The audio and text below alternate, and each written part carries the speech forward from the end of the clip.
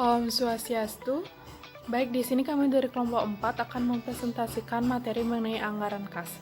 Sebelum itu, adapun anggota dari kelompok 4, yakni yang pertama Nikade Illa Kurniawati dengan NIM 1917051211, yang kedua ada Putu Dia Kartika Chandra Dewi dengan NIM 1917051197, yang ketiga ada Imade Mudiani dengan NIM 1917051134, yang keempat ada Putu Dia Megarani dengan NIM 1917051176, dan yang kelima ada Gusti Ayu Tuningsih Ariyanti dengan NIM 1917051155. Baik, langsung saja ke submateri yang akan kelompok kami bahas. Yang pertama, pengertian dan manfaat anggaran kas.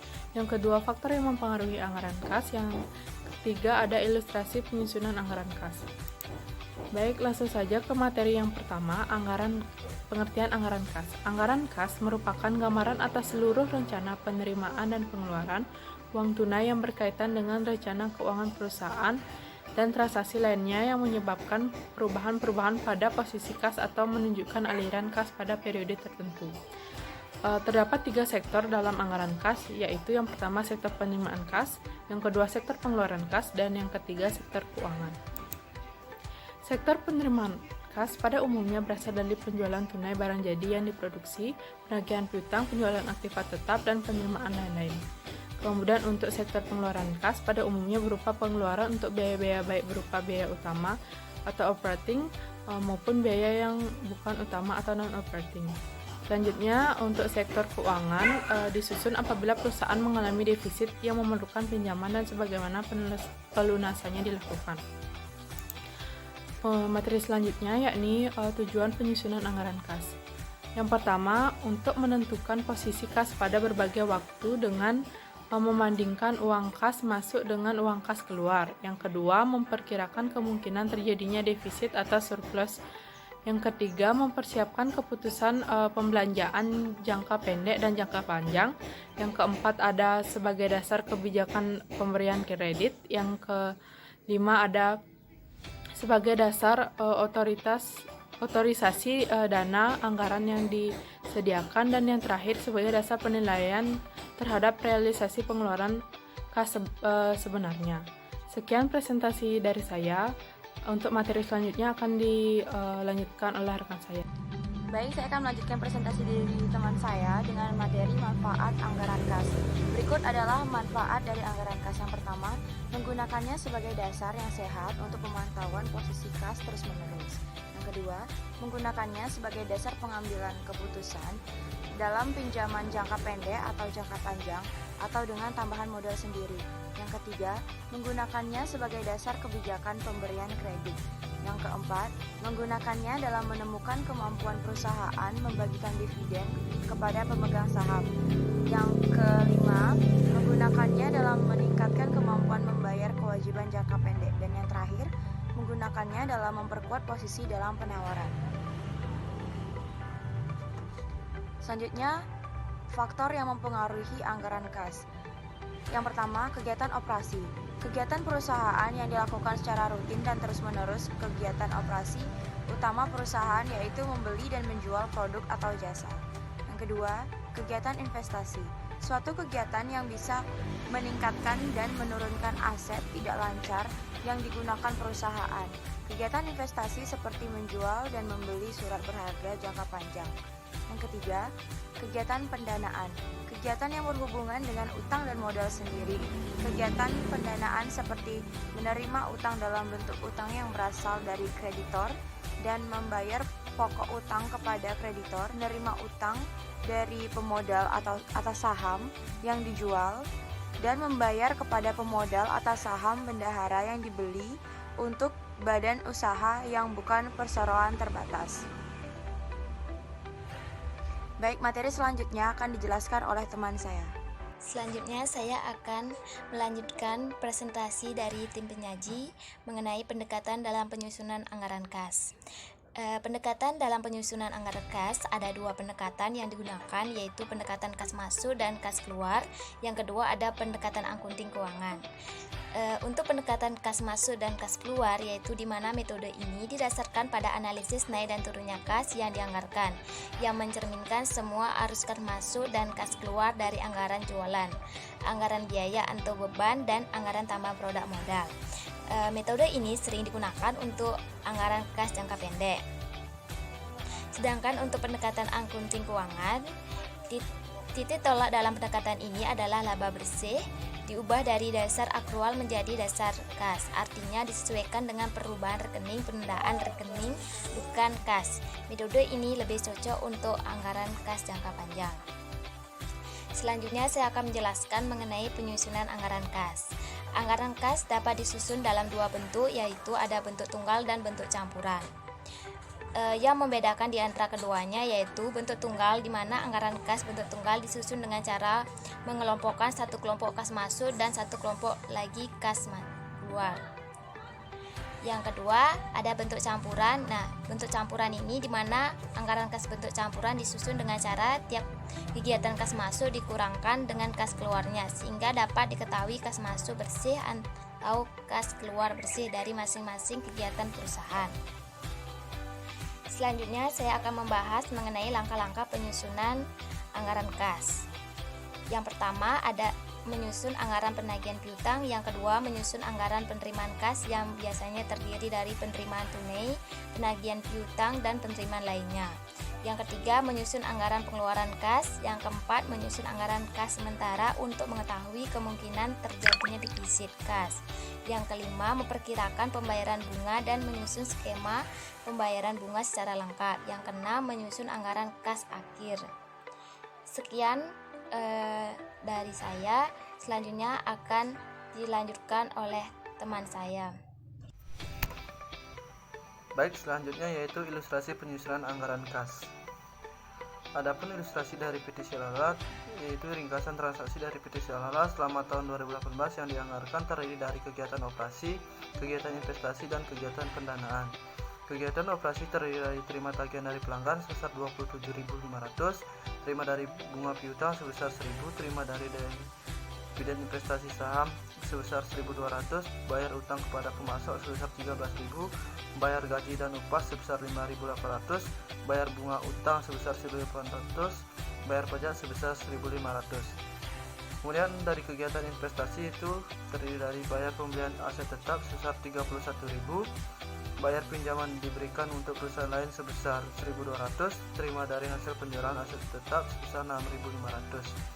Kemudian dari kegiatan pendanaan yaitu terdiri dari terima dari hasil penjualan saham biasa sebesar 18.000, terima dari hasil penjualan obligasi atau utang jangka panjang sebesar 10.000, bayar dividen sebesar 1.700, bayar utang jangka panjang sebesar 1.500. Baik, untuk selanjutnya yaitu adapun data dari anggaran laba rugi tahun 2018 berupa pendapatan dan beban sebagai berikut. Pendapatan terdiri dari komponen pendapatan penjualan sebesar 29.000, pendapatan bunga sebesar 1.200, pendapatan dividen sebesar 1.000, laba penjualan aset tetap sebesar 700.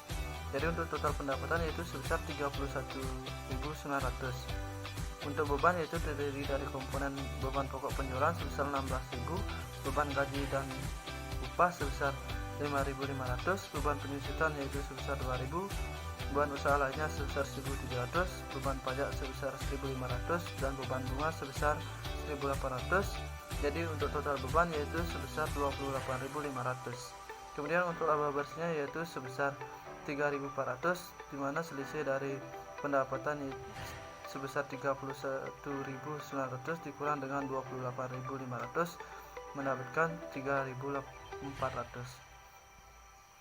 Kemudian adapun anggaran raca kooperatif PT Silala per 31 Desember 2017 dan 2018, di mana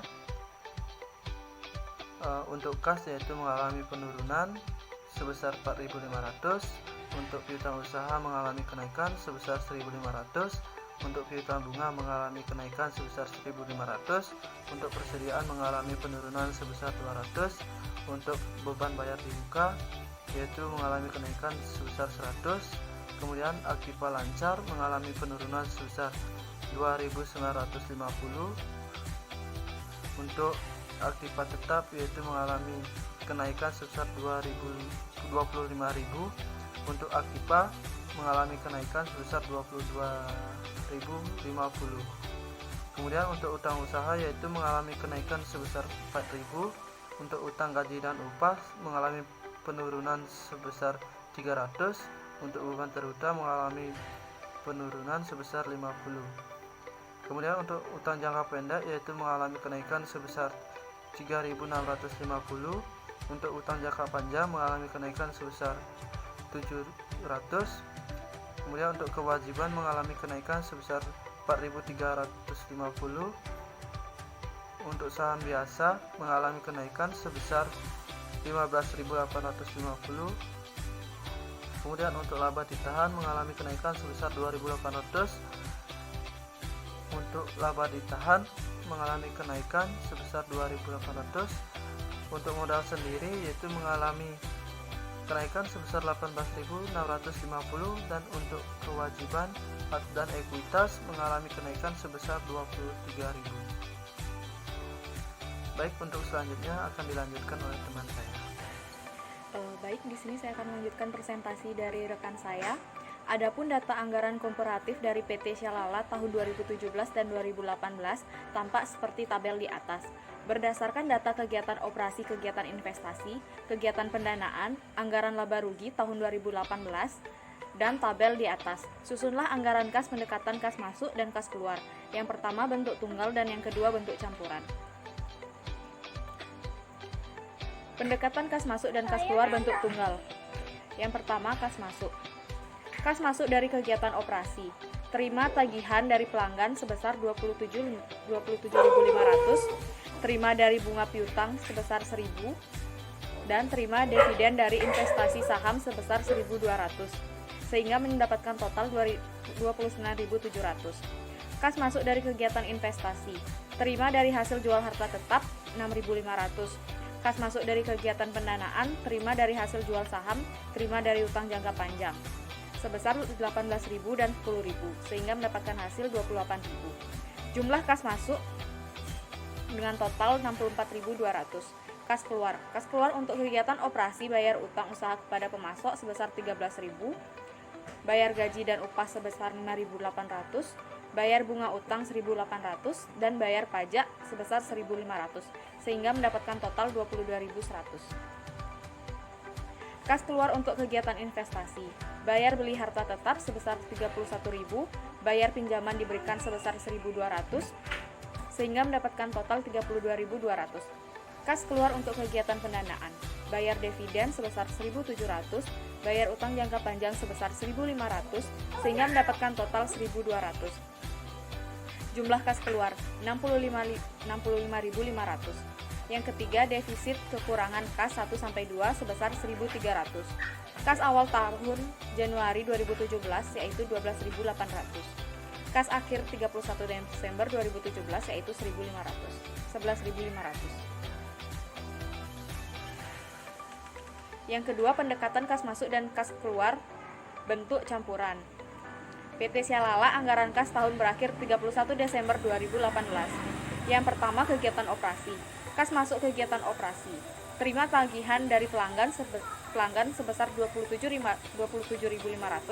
Terima dari bunga piutang sebesar 1.000. Terima dividen dari investasi saham sebesar 1.200, sehingga mendapatkan total 29.700. Kas keluar dari kegiatan operasi. Bayar utang usaha kepada pemasok sebesar 13.000, bayar gaji dan upah sebesar 5.800, bayar bunga utang sebesar 1.800, bayar pajak sebesar 1.500, sehingga total 22.100. Kas masuk untuk kegiatan operasi yaitu 7.600. Yang kedua, kegiatan investasi. Kas masuk dari kegiatan investasi. Terima dari hasil jual harta tetap sebesar 6.500. Kas keluar untuk kegiatan investasi. Bayar beli harta tetap sebesar 31.000, bayar pinjaman diberikan 1.200, sehingga mendapatkan total 3.200 yang diakumulasi menjadi 25.700. Yang ketiga, kegiatan pendanaan. Kas masuk dari kegiatan pendanaan. Terima dari hasil jual saham sebesar 18.000, terima dari utang jangka panjang sebesar 10.000, sehingga mendapatkan hasil 28.000. Kas keluar untuk kegiatan pendanaan, bayar dividen 1.700, bayar utang jangka panjang 9.500, sehingga mendapatkan total 11.200. Kas masuk bersih dari kegiatan pendanaan yaitu diakumulasikan menjadi 16.800. Yang keempat, defisit atau kekurangan kas 1, 2, dan 3 sebesar 1.300. Kas awal 1 Januari 2017 yaitu 12.800. Kas akhir 31 Desember 2017 yaitu 11.500. Sekian presentasi dari kelompok kami. Apabila ada kesalahan, kami mohon maaf. Atas